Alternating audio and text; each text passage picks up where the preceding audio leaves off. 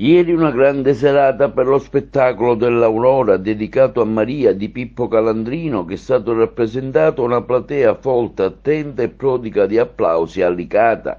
Grandi emozioni per un galà mariano molto articolato e ricco che è stato apprezzato dal pubblico. Le interviste. Leo, questo programma, questo bello spettacolo oggi anche a Licata, lei ha fatto tanto per, volere, no?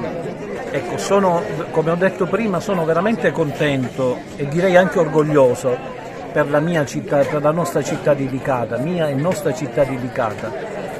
È stata una serata veramente bella, ascoltare questi meravigliosi canti, suoni, colori, immagini, tutto bello veramente. E lo portiamo nel nostro cuore, chiedendo che Maria, questa donna umile e forte, ci guidi veramente, perché stiamo attraversando a livello proprio mondiale questo momento di crisi proprio a 360 gradi, ecco.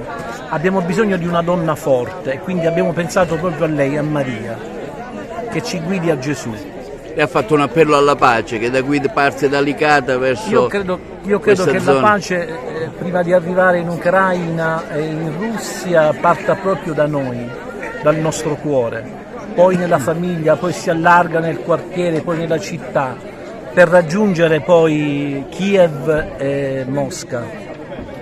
Calandrino, oggi anche a Licata, dopo l'esperienza del Villaggio Mosè, uno spettacolo che coinvolge.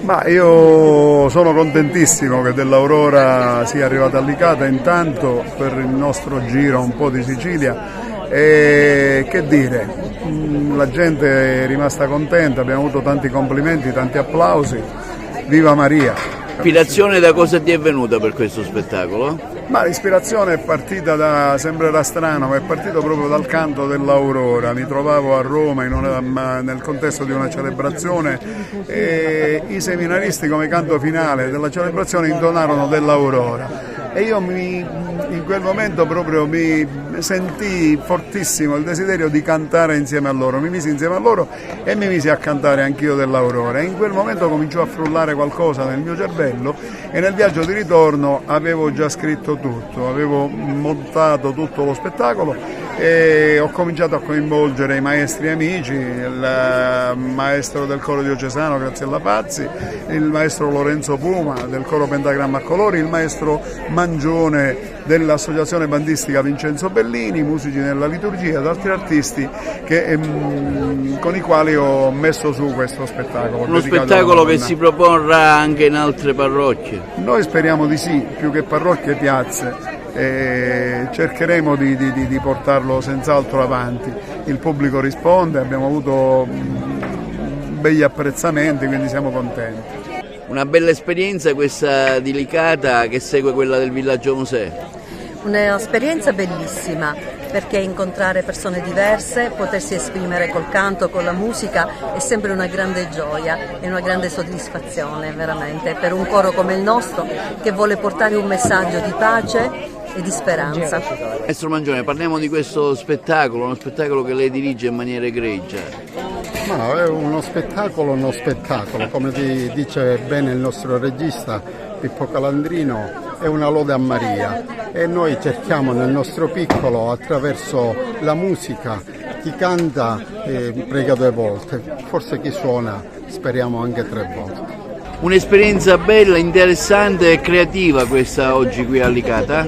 Sicuramente, poter cantare lodando la Madonna credo che sia la cosa più bella che una persona possa sperare di fare e noi l'abbiamo fatto grazie all'invito da parte dell'organizzatore Pippo Calandrino che ci ha permesso a noi coro Pentagramma a Colori di poter partecipare.